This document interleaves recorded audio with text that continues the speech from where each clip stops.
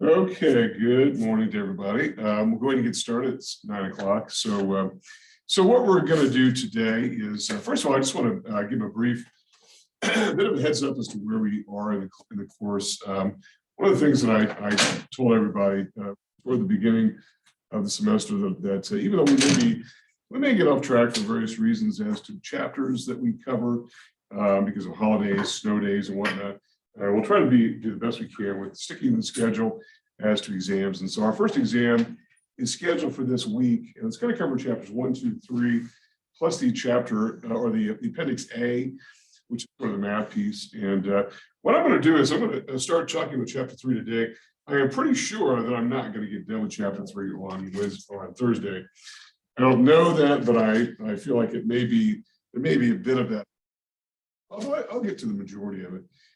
One thing I should mention on chapter 3 is that, I know somebody asked me yesterday in one of my classes, is all material in every chapter of equal importance? And the answer is really no, because sometimes we don't cover everything. As we get into some of the later chapters, some of the content is a little bit vague and not particularly on point with what we're doing in an intro class.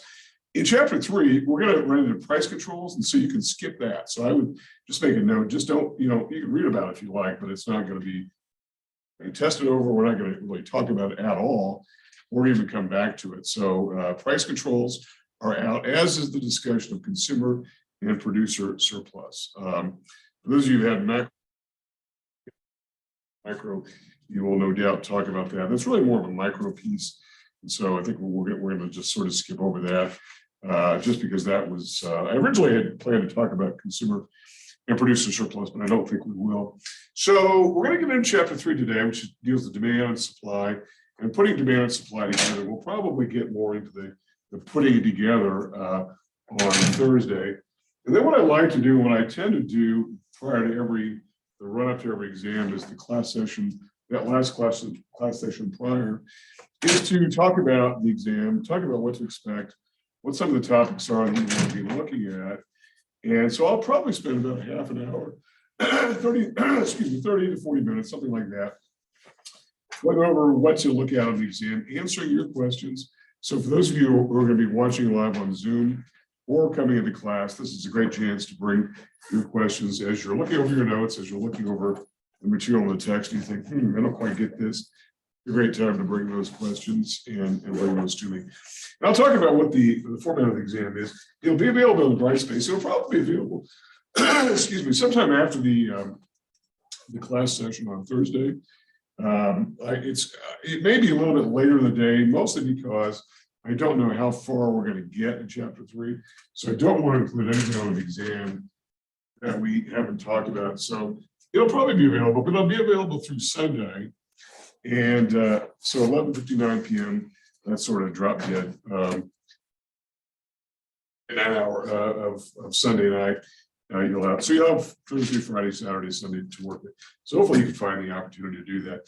Now, for anybody who really wants to take the exam in class, and I've got a couple students, I don't think there's anyone in this section, but I've got a couple of them do want to take it in class. Let me know, send me an email or talk to me at some point, and I'll make a paper copy available for you. I think, just given my experience with Brightspace and online, anything in general, and with this particular attend anywhere format, is that most people by far would rather take it on the internet. And if you like to do that, that's fine. Okay, you'll have ample opportunity to do it. Plus, you'll have your notes available, which you would be able to use anyway if you did it in class. But let me know if you want to do that. Okay, so questions for me about anything? Okay, well, let's go ahead and get started, and we'll talk about chapter 3 today. So chapter 3 deals with demand and supply. And so this is really the last sort of the introductory chapter before we get into all macro all the time. And that's where we're heading in this course, is to talk about purely macro subjects.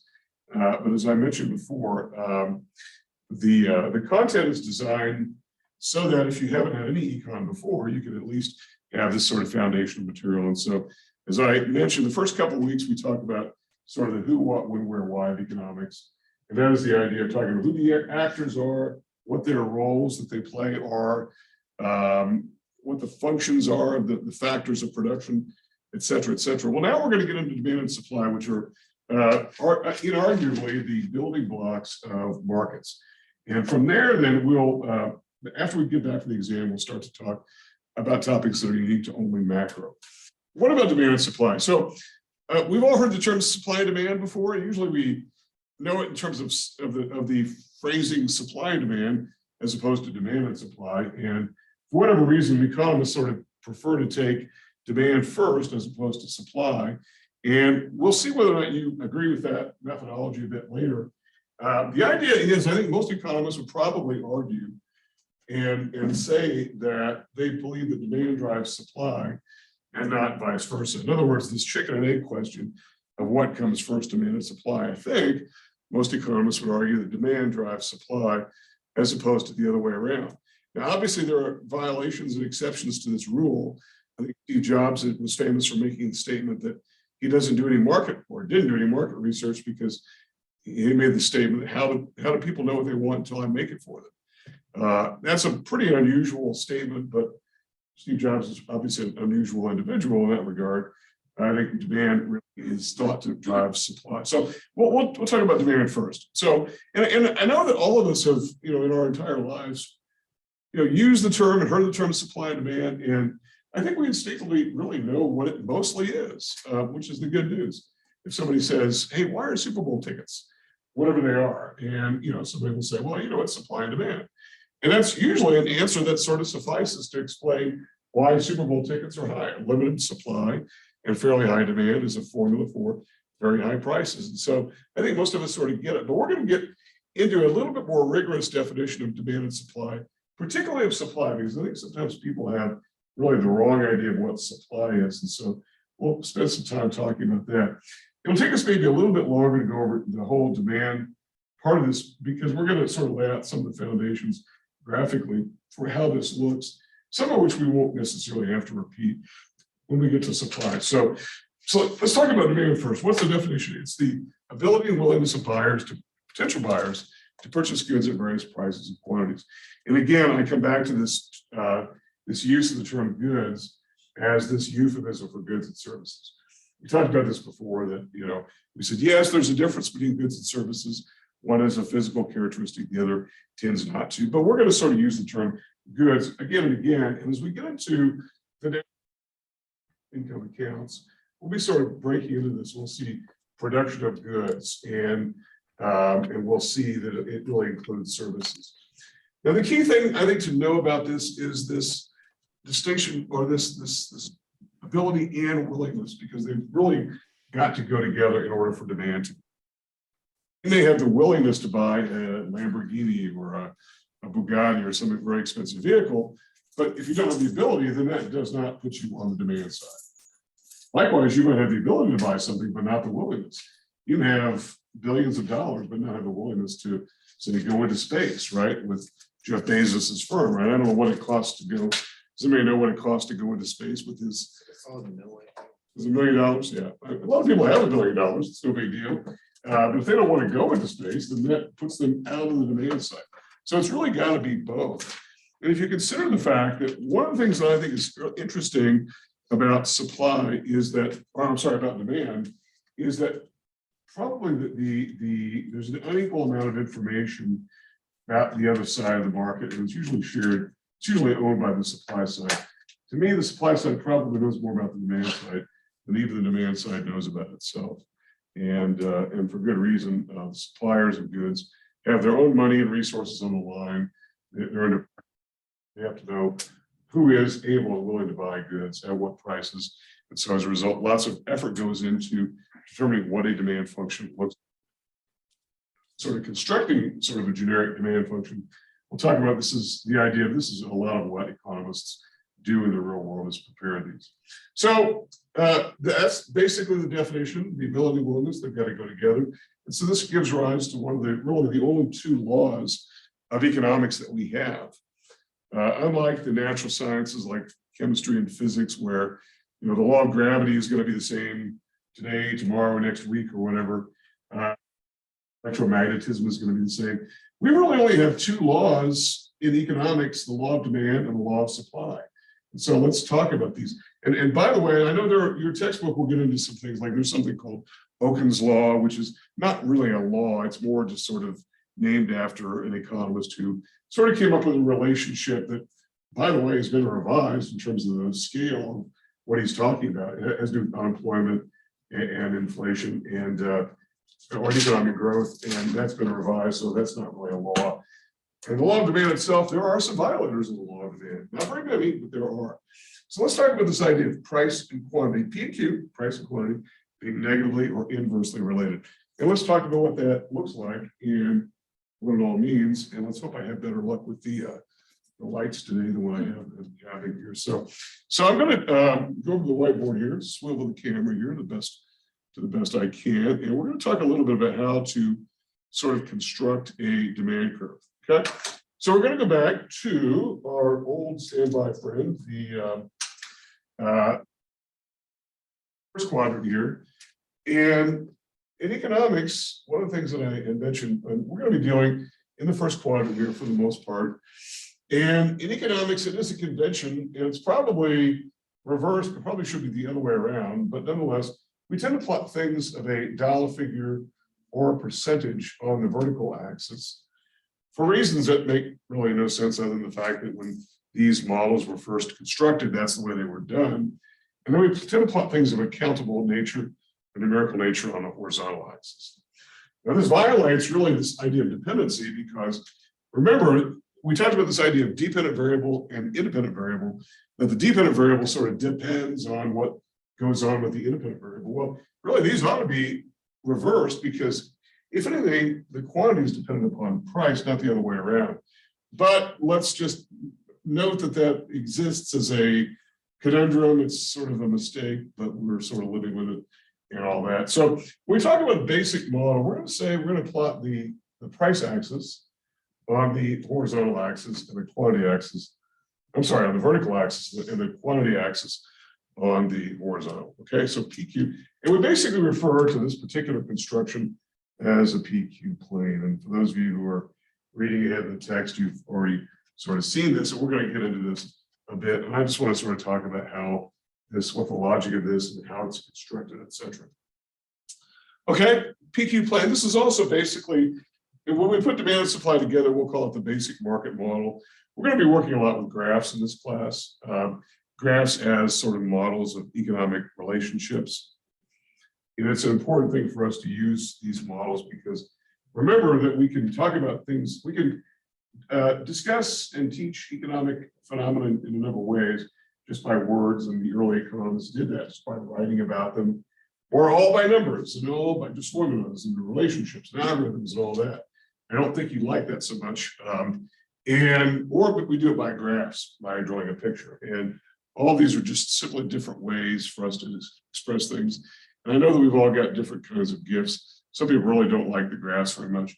Some find it helps them to understand what's going on a little bit better, okay? So let's talk about demand. So if we're talking about the demand for a product, how does this come from? And is it just simply economists thinking, this must be what demand looks like because intellectually it makes sense, there can't be any other way?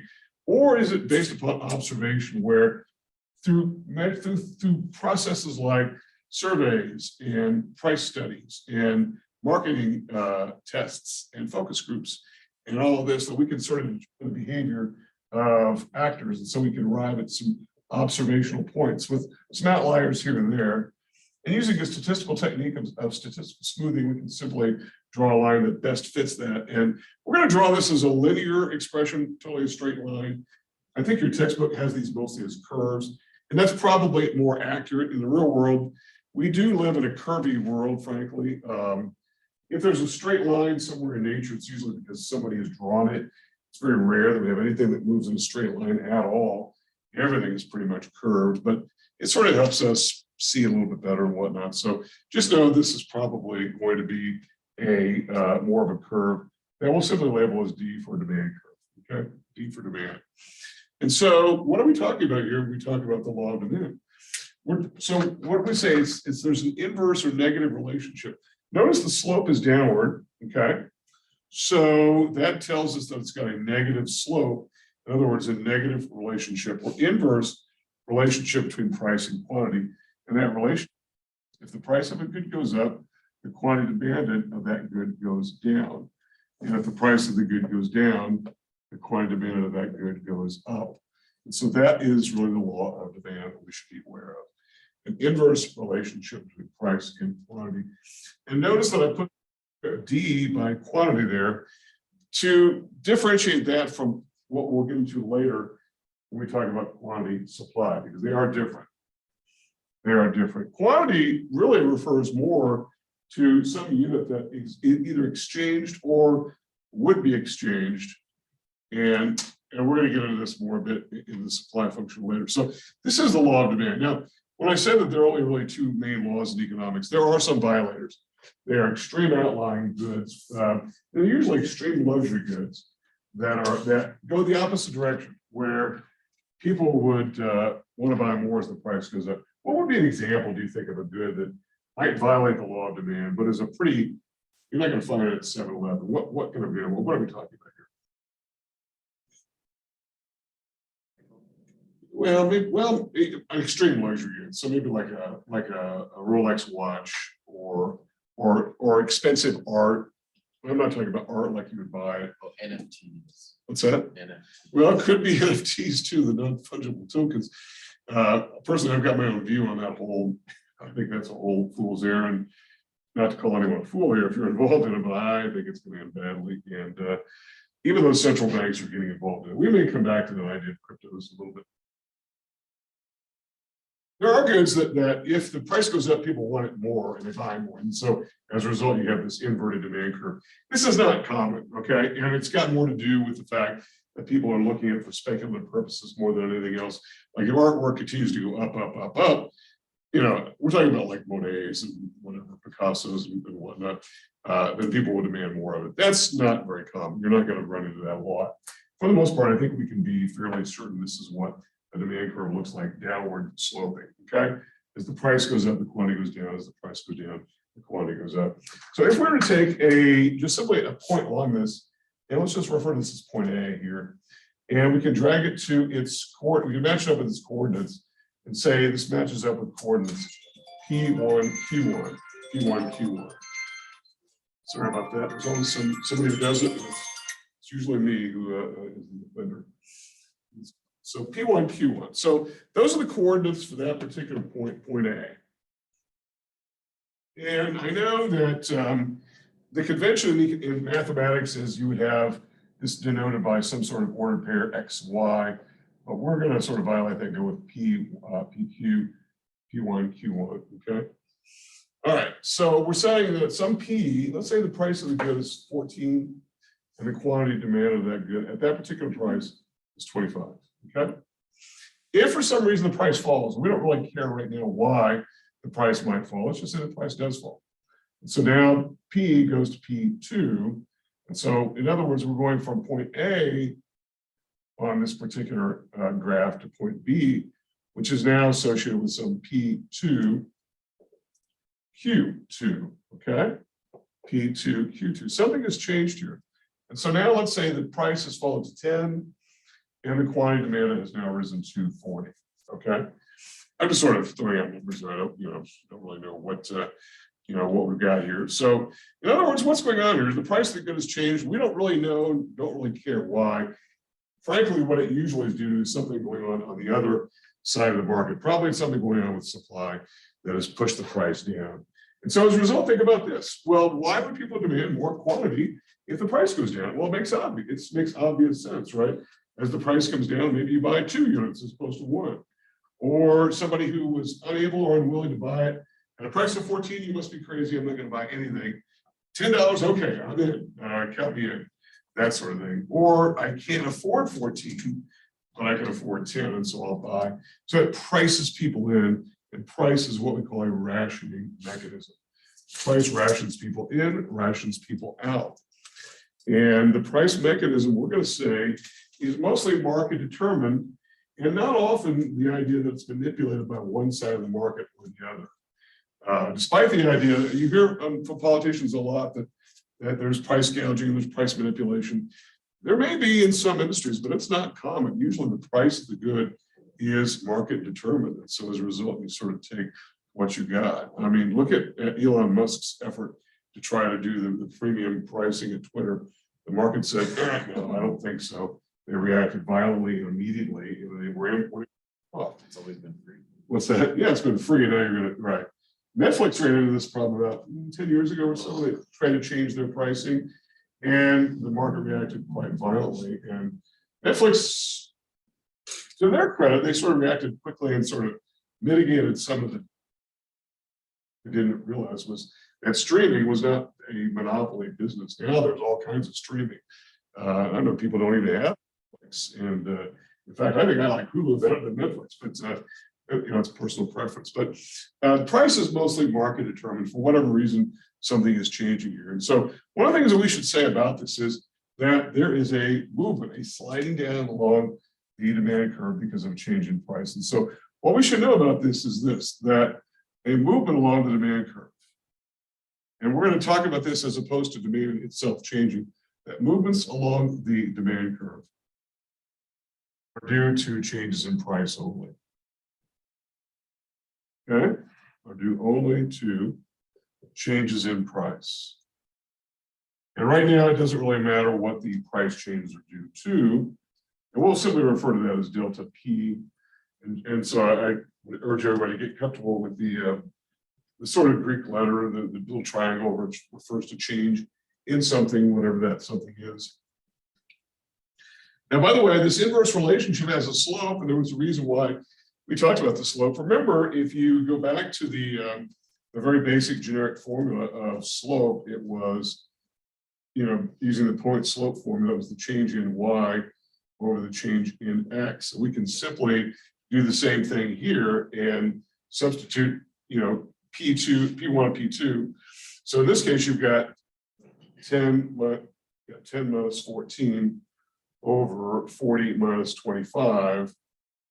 And you end up with what, negative 4 over 15. So negative 4/15. The key issue is it's got a negative slope. Okay, it's downward sloping. And one mnemonic device that you can either take or leave, it's up to you. But it's been used for quite some time, is the idea that because sometimes people get confused in thinking about, hey, is demand upward sloping? Is it downward sloping? Gosh, I can't remember. Just if you like the mnemonic device that says D, demand down, D for demand and demand down, and you can use that if you like. That's just one mnemonic device that may work for you. If you're sort of in doubt about which way that whole thing goes. Okay, so there's a change in the price for whatever reason.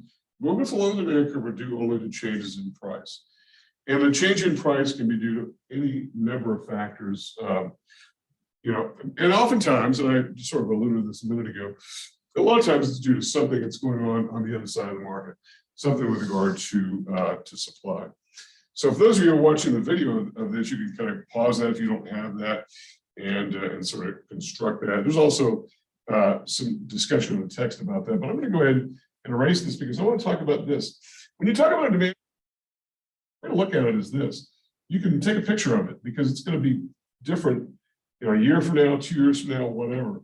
And there are some markets that are extremely unstable. And so, if you take the market for oil, for instance, practically anything connected with energy, the market fluctuates. It's up, it's down, it's crazy. Oil's been as high as 137 a barrel in the last 12 months. It's been as low as, I think, probably in the 30s and 40s. And so there are a lot of markets that are very unstable. And so when you talk about a demand curve, it's worth taking a picture of because it's going to change, and it will change for the most part. There are very few markets that are just stable and don't change. And there's really not very much in economics that's nailed down, quite frankly. And if there is, it's because government has decreed that we're going to nail this thing down, we're going to fix the price for whatever reason. And if you are really interested in the whole idea of fixing prices, which we call price controls, there is the discussion in chapter 3 about that. It's not assigned, but it is interesting if you are interested in that whole thing. Okay, so nothing is really fixed in stone. It's not locked in cement.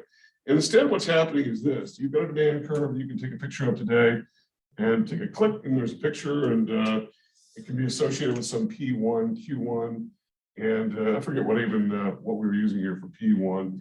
and Q1, I think it was 14 maybe, and 25. I think it doesn't really matter because this is a different model here. Well, here's the thing.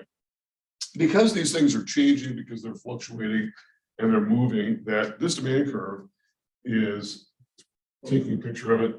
If you want to know what it looks like on a particular day or particular time, because it will move, and maybe the day-to-day is exaggerated. Instead, economists might find that over time, there's a creeping in this direction with the observational data that we're seeing. Maybe the demand curve is moving. So now, if we're looking at demand, demand has gone from D to this D. So what does somebody refer to this original D as D1? That new D is D2. In other words, there's a shift in demand. There's a shift in demand. And in this case, when we're talking about a shift in demand, it's due to something that's going on in the formula of demand, in the function of demand. And I know that some textbooks and some instructors in this introductory class will get into demand functions, in other words, equations of demand.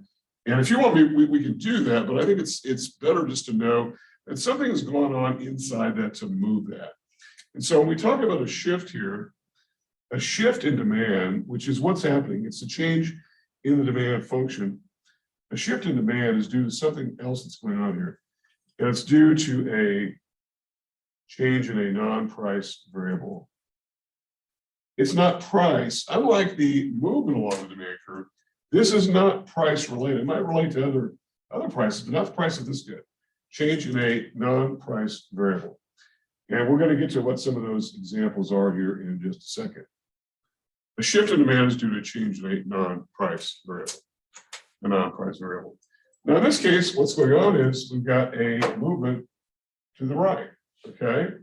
And again, one of the things that I preach a lot about, because I think it's helpful to you, is to think about increases or decreases not as up or down, but as left or right. In other words, orient yourself to the origin. You can't go wrong if you do that. Think more of the number line here than anything else. Okay. And that is basically what's going on here is a rightward shift. And I'm going to write this a little bit smaller. Hopefully you can see this. But a rightward shift in demand, again, it's away from the origin, so it's an increasing, right? It's an increase. Is an increase in overall demand. It's an increase in overall demand. In other words, what it means is this: at the same price of 14, now we're demanding more units, and now we're demanding, say, 40 units. In other words, there is more quantity demanded at every price. Okay, more quantity demanded at every price. So the price has not changed necessarily. It may change depending upon factors that we'll get into a bit later, maybe on Thursday, when we talk about what's going on the other side of the market with supply, when we put demand and supply together. So an increase in overall demand, rightward shift is an increase in the entire function. Something's going on with the equation itself. So shift in demand is due to change in a non-price variable, specifically a rightward shift in this case. In demand is an increase in overall demand, more quantity demanded at every price. And we'll talk about what some of those factors are. Likewise, you could have a shift back to the left toward the origin. So now we'll just simply call that D3 and say, okay, well, now something's going on where now there's a decrease in overall demand. So at the same price now, you've got some quantity 3 that translates to, say, 12, right? So here, let's talk about what that is about. And we're going to say here a leftward shift in demand. A leftward shift in demand is a decrease in overall demand. A decrease in overall demand. And now there is less quantity demanded at every price. Less quantity demanded at every price.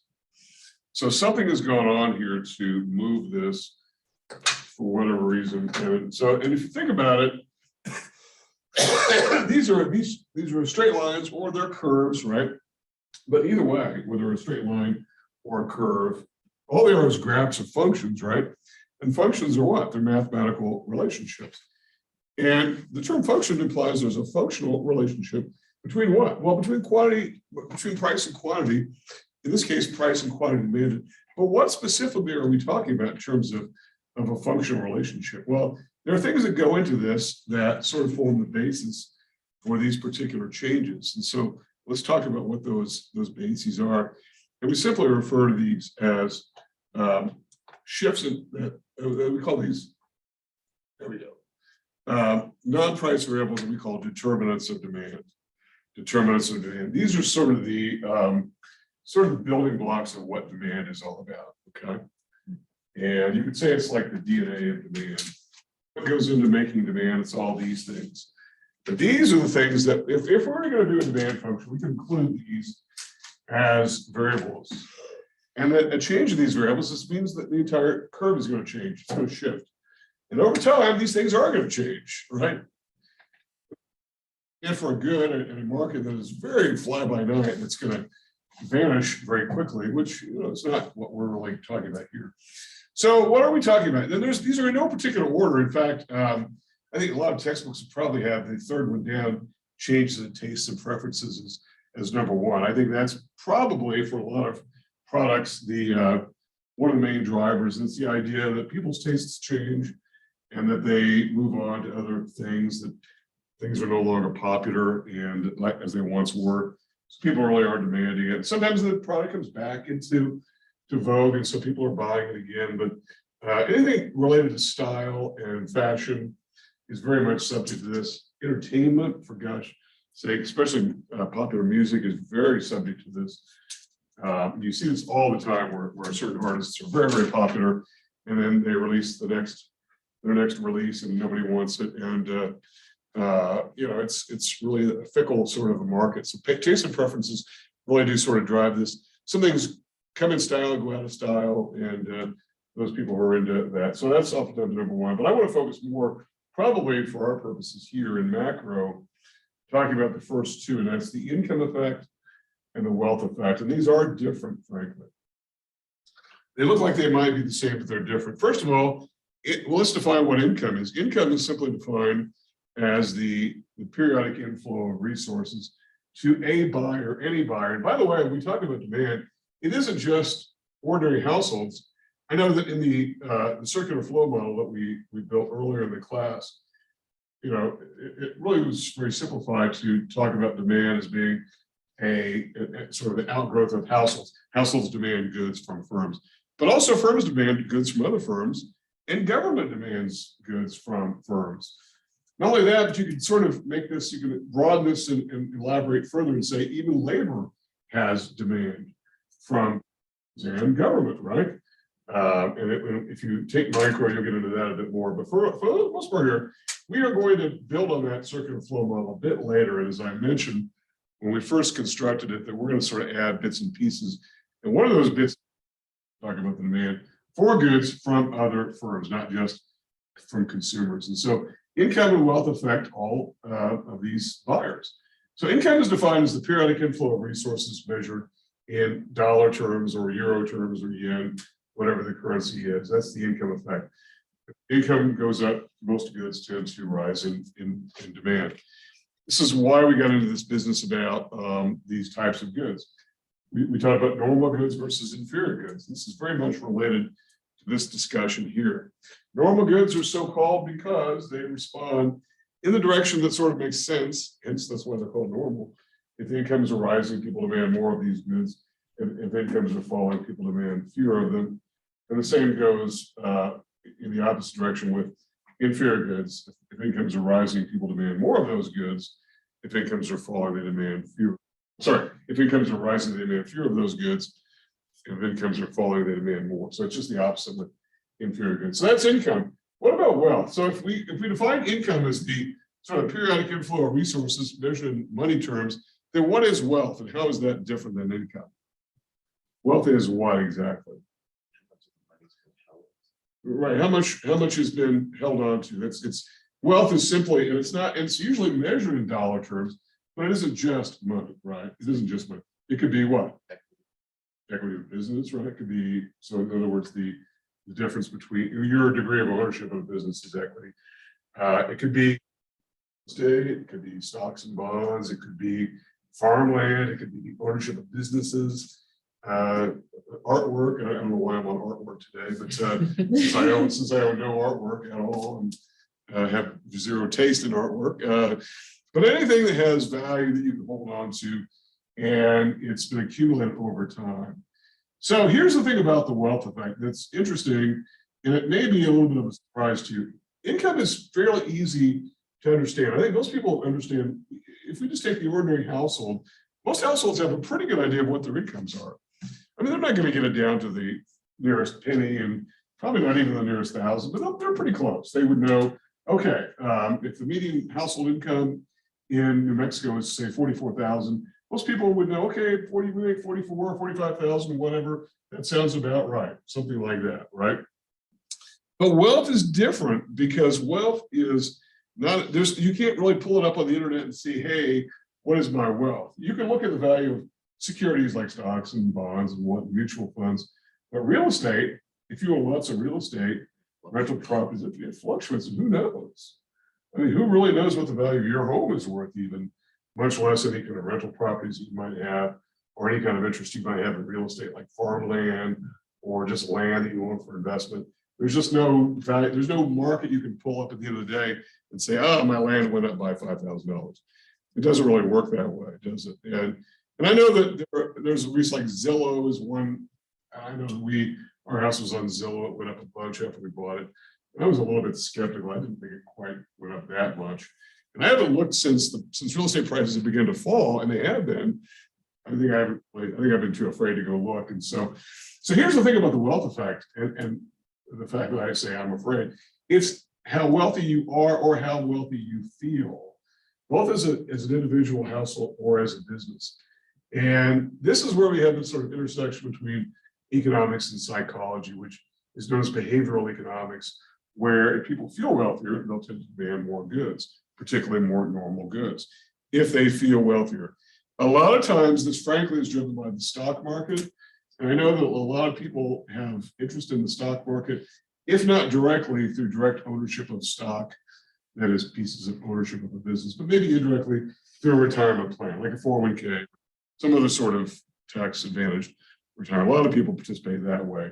And if the stock market is going great guns, everyone says, yeah, hooray, right? And last year, the stock market did pretty well until, well, it sort of ran out of gas. And it was down about 20% by some measures. So it wasn't particularly great. So people began to feel a little bit less wealthy, right? The year before that, it was on a rocket ship and it was going up and everyone felt pretty good about it. And which is why I think it's been kind of hard to slow this economy down, because so many people felt wealthy as a result of that.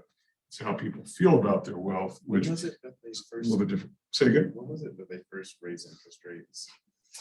I think it was in March of last year. Yeah. And we're going to talk plenty about this idea of why the government is trying to slow the economy down, because we've got inflation going on. And it's inflation like we haven't seen in a good 40 years, you know, and I think I'm probably the only person here who remembers that inflation. Jimmy Carter. Yeah, Jimmy Carter days and all that. And lots of inflation. And they're trying to slow the economy down, get that inflation, get that pricing power out. And it's both wages and prices that they're trying to sort of, you know, pop that balloon before it, you know, gets too big and you get scared away and we can't stop it. Runaway inflation, which we don't want. We're going to talk lots about inflation. So as interest rates go up, and they are going up, people feel less wealthy because it means it costs businesses more to borrow money, it costs all of us more to borrow money. We are already seeing it, even though rates only began going up in March of last year. I think it was March or April. It might have been April, actually. I don't recall. But I know it was spring of last year. But real estate felt this immediately, especially residential real estate. The demand just fell off a cliff.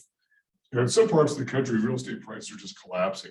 This is bad news for mortgage lenders who have loaned somebody $500,000 on a property that was worth $700,000 is now only worth $400,000, right? That's how we got in trouble the last time. And we'll talk a bit more about these ideas of manias and out of balance conditions. So that's the wealth effect. We talked about tastes and preferences. The prices of related goods, substitutes and complements. Here, the issue is very definitely about price. We talked about this idea of substitutes and complements, and we said, what is one of the drivers that would cause somebody to choose some other good over another.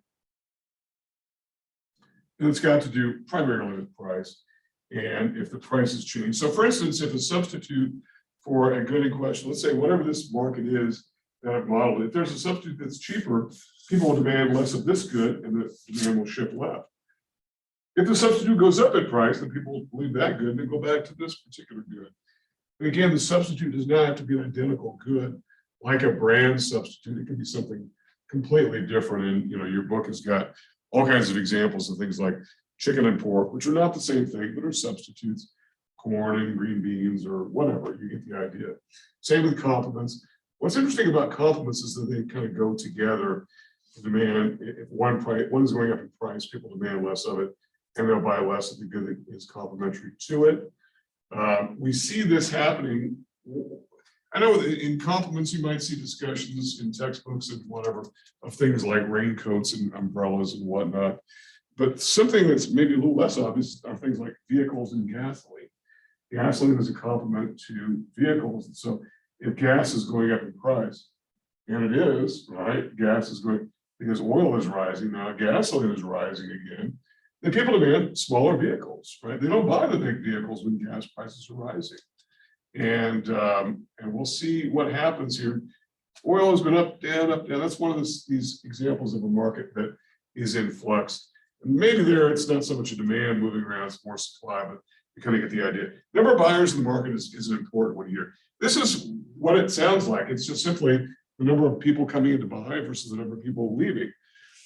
So, and for most goods, particularly goods which are a little bit less fly-by-night, a little bit less fashion-driven, the demand for most goods tends to go up over time because of the function of buyers coming to the market. As the population grows, as our economy grows, more people are going to come in to buy the particular good.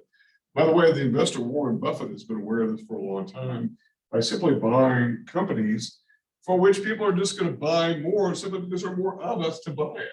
So things like Dairy Queen, there are more of us out there, so more people buying ice cream, right? Sounds like a kind of a silly investment, but it hasn't been. Coca-Cola, he's owned Coca-Cola forever. The more humans there are, the more people drink Coke. And so as a result, the number of buyers comes up. But sometimes buyers can go the other direction, particularly in areas in which people are sort of leaving that area geographically. I know in the industrial Midwest where I come from, a lot of the areas are sort of depopulating as factories have been closing. Fewer buyers.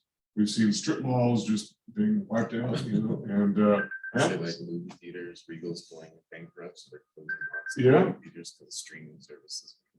and as an example of substitutes, right? So you don't have to go to the movies. You can get movies on streaming services and whatnot. So, and that's something we've known was coming for a very long time. These movie theater chains, I'm surprised that there are as many of them as, and they've been building them up until the last few years. So it's a little bit surprising. Of course, there's for a lot of people, there's nothing like going to the movies. So I kind of get that as well. So okay. But if you have kids, there's nothing like going to the movies. It's more of a pain than it is anything else, I think, to take kids to the movies, but that's another story. So number of buyers, government policy, we're going to talk a lot about this.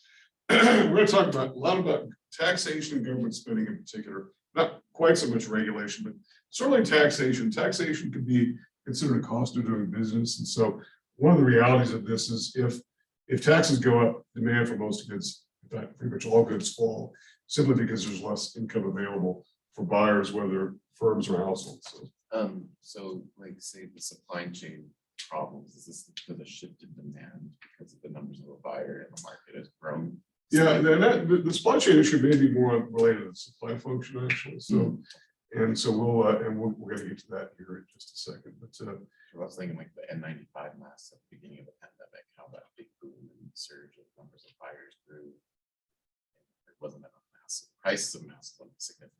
oh, yeah. I mean, I guess there's a demand element there. I guess I have to think about that a little bit. And as it turns out now, it turns out the U.S. government had a lot of masks that we were actually selling to China, which, don't ask me what that was about, but anyway. So government policy, we're going to talk a lot also about government spending. And government spending is always an area that politicians like to talk about for whatever reason. particularly when they're criticizing the party in power. When their party's in power, they have no trouble with government spending, but it's a very hypocritical sort of thing. We'll talk about that. And then finally, expectations. Now, this is an important one here. And as we get toward the end of the class, we start to talk about economic theory. We're going to talk about how important expectations are at causing demand from a macro perspective to change based upon people's expectations. And there's an entire sort of a branch of macro theory known as the rational expectations theory that basically says that what we rationally expect to happen is certain events, particularly related to government policy. And so as a result, people do things because they rationally expect things are going to happen. And as a result, they arrive at some sort of self-fulfilling prophecy. The self-fulfilling prophecy, even though it sounds maybe like a non-economic term, really does have a role to play. I want to sort of put the rational expectations of theory aside for a bit, and just talk about this idea of expectations in general. And I remember years ago, when we were sort of heading into the recession, that was real estate driven. One of the people in our department was saying that we're talking ourselves into a recession. And what he was saying was that there was this general feeling that we were sliding into a recession. And so what happens if we think there's going to be a recession, defined as a downturn in the economy? Unemployment goes up. And so if we expect unemployment to go up, maybe our jobs are in jeopardy. We're going to have fewer hours at work. Someone's spouse has fewer hours. And so they're going to do what? They're going to dial down their spending. Well, what does that do? It slows the economy down. I mean, are you going to be more or less likely to buy a new car if you're worried about the economy? Less likely, right? And as a result, and not just you, but lots of others, and it brings about the self-fulfilling prophecy, which is why presidents in the United States will always start to talk up the good news about the economy, because they are very much aware as a singular character that we need to keep people's spirits sort of pumped up, because if everyone gets down and starts to have this hangdog look, oh, things are bad, then they say not to buy, and they kind of crawl in the cave and don't buy. Remember, after the 9/11 terrorist attacks, President Bush went on TV and told everybody to get back on planes and to go to Disney World and all that. A lot of people were thinking he was trivializing the whole thing, saying, we just had a terrorist attack and he wants us to go to Disney World. Well, I know it sounded like he was trivializing, but what he was really trying to do, not that George Bush needs any defending from me, he was trying to get people to not crawl into a cave and just sort of withdraw, but to get out there and keep spending, keep the economy going. I know it sounded a bit absurd, but that was really what the issue is. Now, since I talked about presidents, I should mention at the outset that US presidents tend to have very little role to play in the economy in terms of managing it. And this goes against what a lot of people think, I think, because we tend to blame the president for anything that goes wrong. But at the same time, presidents are very quick to take credit for things that are going right. But we're going to make the case that they are definitely a junior partner when it comes to economic management. They're junior to Congress. They're definitely presidents are definitely out of the loop when it comes to monetary policy, like what our Federal Reserve is doing now with interest rates.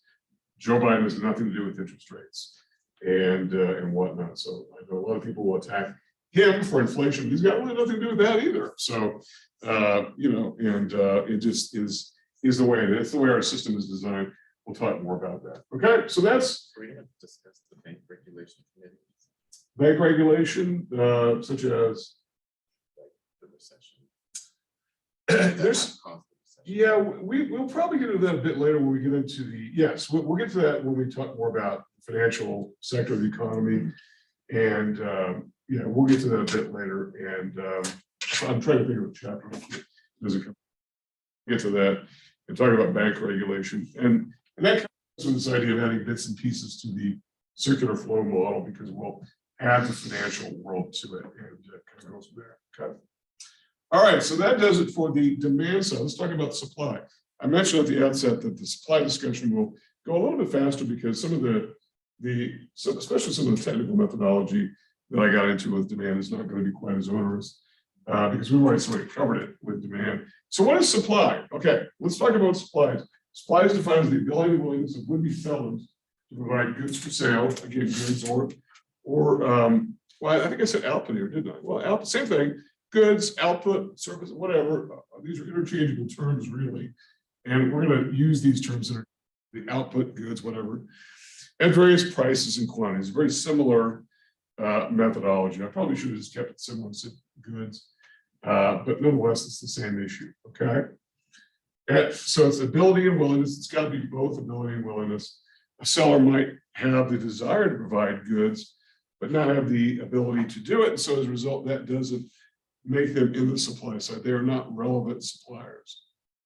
Okay. And likewise, they might have the ability, but not the willingness to do it for whatever reason. Okay. And then this gives rise to the second law of economics, and that's the law of supply, where price and quantity are positively or directly related. That is, they go in the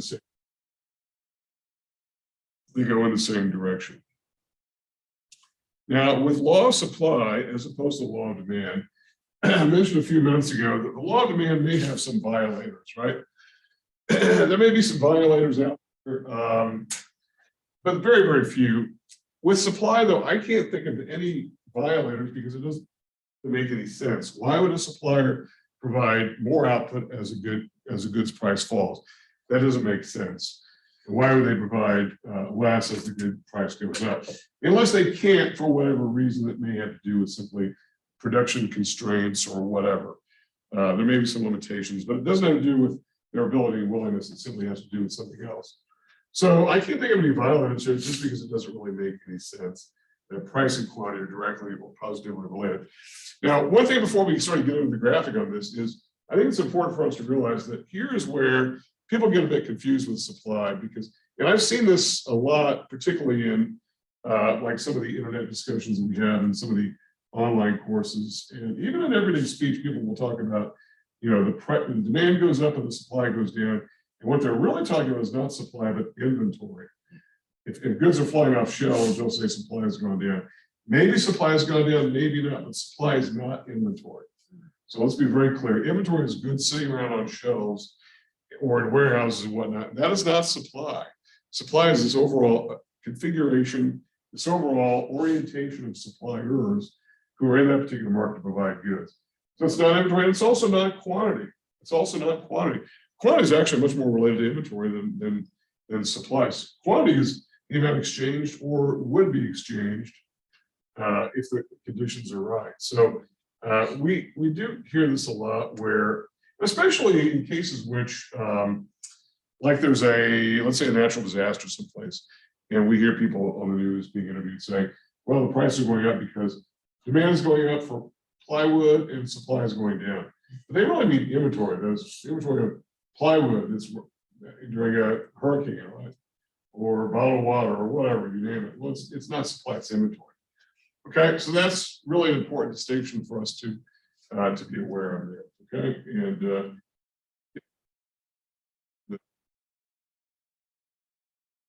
sort of kind of concept.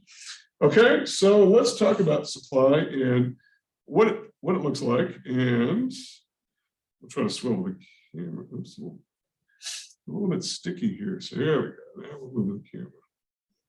Okay, so, and I know these camera angles are probably not the best, so kind of bear with us here a little bit. So let's talk about this idea of supply. And we've got the law of supply going on up there on the screen. That is the direct relationship between these. What does that look like from this particular standpoint? If the price of a good goes up, the quantity supply of the good also goes up. They're directly or positively related. The price of the good goes down, the quantity supply of that good goes down. They go in the same direction. That's what gives them the positive or direct slope, direct relationship. And this is the law of supply then sort of laid out for you there. And again, the S subscript on Q is to differentiate quantity supply from quantity demanded, because the two can be different. It's not always the case where quantity demanded equals quantity supply. And we'll talk about conditions in which markets get out of balance in that regard. Okay. All right. So what does the supply curve look like? Well, if you're reading ahead, you will probably have seen what that looks like a little bit. So let's just do this here. And I don't know why I don't have erasers. I've got this sort of cloth here, but I guess it works okay, right? So it's better than eraser. So I like demand, which is downward sloping, supply is upward sloping. And so it's the opposite configuration. It's got a positive slope. And if you like mnemonic devices, one that is kind of goofy, but I guess it's the only one I can remember hearing about is supply to the sky. So if you're ever worried about, or ever wondering, hey, is supply upward or downward sloping? I can't remember. Supply to the sky. So as a result, it's upward sloping. It's probably not what I would have come up with, but nonetheless, you get the idea. So it's upward sloping. And so if you start with some place on the supply curve, some point A that's associated with some P1 and some Q1, all we're doing is simply taking the coordinates that line up to that particular point. And at a price of 14, suppliers are willing to provide, let's say, 20 units of goods, 20 units of goods for sale at that particular price. And if the price would go up from, say, point A to point B, and now it's some new coordinate, two new coordinates, price goes down from P1 of 14 to P2 of 19, then we would expect sellers to provide more units for goods for sale, so that would go up. And I'm just sort of throwing out numbers here. I don't know, whether or not that makes sense or not, but I guess it depends upon the good, doesn't it? Okay. And so if we were to sort of plug in the numbers here for rise over run to arrive at the slope, we would take y2 minus y1, which is 19 minus 14 over 28 minus 20. And we're going to end up with 5/8. And what is not here, but is understood as the side. So it's positively sloped. 5/8 is the slope of that curve. Okay. And whether it's a curve or a straight line is irrelevant. I know that it becomes, for those of you who might want to take 300 level macro, you probably will deal more with the curvilinear aspects and probably bring in some calculus there. But again, I want to make clear that we're not dealing at all in calculus in this course. Okay. So movements along the supply curve here are due only to changes in price. Only changes in price. So if the price has changed, and this makes sense, I don't think it takes a lot of imagination to wonder why, or to know why suppliers would be willing to provide more output as the price of a good goes up. Remember, this is an output price, and so if people are willing to pay more for it, then certainly suppliers are willing to provide more quantity if they're able to do it. So an airline, for instance, that where people now, and why would the price change? It could be something going on the other side of the market. People are willing to fly more, and so as a result, airlines will make more flights available, right? And they can't make flights available for planes they don't have, but if they've got the planes available, they'll make more seats available, and they make more flights available. And why not? It makes sense to do it. And if they can charge more, they will. And believe me, the airline industry is not shy about raising the price when they feel like they can play with it. And they lower the price only grudgingly because they have no choice in the matter. So airline pricing, we could do a semester on airline pricing, but that's sort of another issue. That's sort of the general configuration of supply. Well, think about supply, and it's very similar to this idea of demand. And this is why I said it's going to take us less time to go over this supply curve than it will demand, because some of they are both operate on the same sort of playing field here. It's the sort of first quote.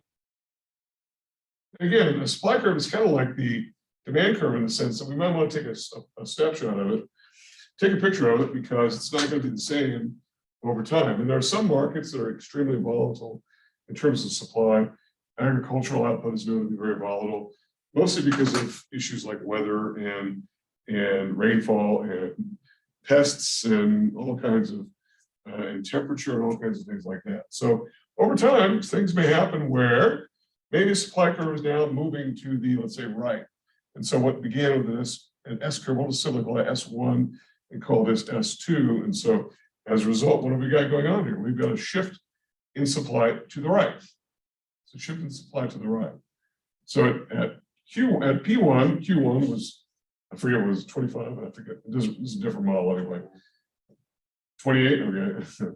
And now people are willing to buy 30, willing to provide 39. So at every price there's more. So, and as a result here, what do we got? A shift in supplies due to a change in a non-price variable. due to a change in non-price variable. And I'll talk about what those are. And in this case, it's a rightward shift, right? So a rightward shift in supply is an increase in overall supply. And that money supplied at every price. So a rightward shift in supply is an increase in overall supply. And that is more quantity supplied at every price. Okay? So again, don't think about, and by the way, this is more important here than ever when we think about right and left versus up and down, because if you were to keep moving this supply curve to the right as an increase, it's going to look like it's going down. And if you do a decrease, it's going to look like it's going up. So if you think up down, you're going to get sort of wrong-footed when it comes to this. So think about right left. A rightward shift in supply is increase in overall supply, more quantity supplied at every price. So this is due to something other than the price of the good. The price hasn't changed here, it's something else. It's some non-price factor that we're going to get to here in just a second. And likewise, just like the supply curve could shift to the right, it could also shift to the left. And so you kind of saw maybe where this is coming at the same price at 14 now. S3 is associated with quantity 3, where now firms are only willing to supply 19 units. And so here we've got a condition where a leftward shift in supply is a decrease in overall supply. So a leftward shift in supply is a decrease in overall supply, and that is less quantity supplied at every price. And again, a shift in general, whether it's to the right or to the left, is due to change in a non-price variable. Okay, so we're going a little bit quickly here, but I know that some of this is the same idea, some of the really the same methodology that we got into with demand. What's probably more important is this idea of what can cause these shifts. So if you think about a supply curve as being the graph of a function, and a function is what? It's a mathematical relationship between price and quantity supplied. Well, then what would cause price and quantity supplied to change, which would graph change, in other words, the shift. And we're saying it is due to a shift change in a non-price variable. So what are these non-price variables here? Okay, and so here they are. These are the determinants of supply. Determinants of supply. So what can cause supply to shift? Well, unlike the listing that I gave you for demand, the determinants of demand here, I think the order really does matter, because the one that's most important here by far, which is one that you maybe want to put a star by, underline, highlight, whatever, is this first one, changing cost of production. This is far and away the most important shifter of supply. And it's this idea of, remember, we're talking about the internal cost to a producer to do something. And we want to make clear that there's a difference between cost and price, and it's an important difference. Even though in everyday speech, we'll talk about the fact that, someone says, hey, what did that cup of Starbucks cost you? So they said it cost $3, right? Well, we would say in economics that was what the price of the cup was. What the cost is whatever it cost Starbucks to make that cup of coffee, which I assure you is nowhere near $3, right? So they're different. So in this case, these are internal to the producer. Rule of thumb, if the cost of production is going up, supply will shift to the left. If the cost goes up, supply will shift to the left. Why? Because it simply goes as a matter of logic. If it costs you more to do whatever, you'll do less of that. And you'll do more of something else, probably, right? Which is not necessarily being expressed here. But if it costs you more to do something, you'll do more of it. And likewise, if the cost goes down, the supply will shift to the right because you'll do more of that. If it costs you less to do something, you'll do more of it. And we're talking about from the supply side, not from a demand perspective of the supply side. So that's the most important aspect. Okay, second one, and it's one that we're going to come back to a little bit later, particularly when we talk about innovation in the economy and what can cause growth. And that's changes in technology and innovation. Here, it's almost always responsible for our rightward shift, mostly because it doesn't make sense that it could be responsible for a leftward shift. That is a decrease. what is technology doing? By the way, technology is really responsible. It's really the story that is at the background of the Industrial Revolution, which went out in the 3rd century. Without technology, we couldn't produce the high volume of goods, not even close to being able to do it. Nor can we produce the high quality of goods without technology. And so the reason why we adopt technology is because it allows producers to do things better, cheaper, and faster. And in production processes, which the supply curve is describing, it almost always is a rightward shift. Why would we adopt technology that's less good than what we had before? We want something that helps us work better, cheaper, and faster. I'm not saying there's some example of a firm that has dialed down its technology because it's in dire straits, but that's not common. So we're seeing the shift into robots making faster. Yeah, robotics is a, particularly in manufacturing, robotics is real. I mean, there are a lot of jobs that are gone and they're never coming back. A lot of automotive jobs are never coming back.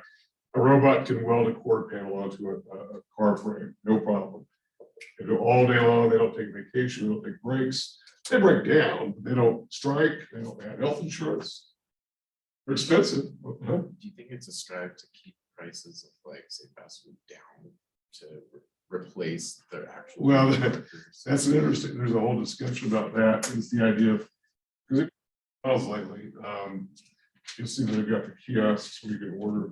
I don't think they all have. I don't go to McDonald's too They're much. not really 24 hours anymore. Was that right? Okay. I don't really like McDonald's. My son likes McDonald's, but I really don't. But the last time I went, I think we were out of town somewhere, and we had an order from McDonald's. There were like 2 people in the back, and that was it. It was kind of weird. That's one of the weirdest shifts from the pandemic, that everything closes at like, yeah, everything's closing early. You're right. You're right. And we'll see. But that's an example of technology. And there's no question that a lot of jobs are going to be replaced by technology. And by the way, this has been a long-running fear of labor, that their jobs are going to go away because of technology. And yes, they will in a very short run. There are a lot of jobs that disappear. By the way, I mean, it's not just manufacturing jobs, but there are many, many fewer cashiers at retailers than what there used to be. You go to Walmart or Target or Albertsons, you can check out on your own, right? And they need many fewer people to do that. So why aren't all these people unemployed? It's because they moved on to other places. And so this is something that I think a lot of people who fear that unemployment will just go surging because of technology, turns out not to have really been the case at all. And that's something I think a lot of people did not expect. So technology is almost always a rightward shifter, almost always. Okay? Number of sellers in a market. This is very similar in idea to the number of buyers. It just simply is a function of the number of people coming in, number of sellers coming in, number of sellers leaving.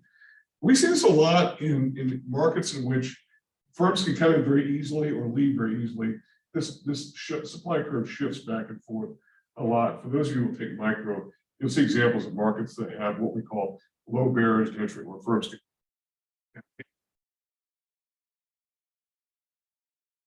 leaves and they shift it to the left. This is one explanation. If you want to know why the price of oil and gasoline is all over the place, it's because drillers have a fairly low entry cost.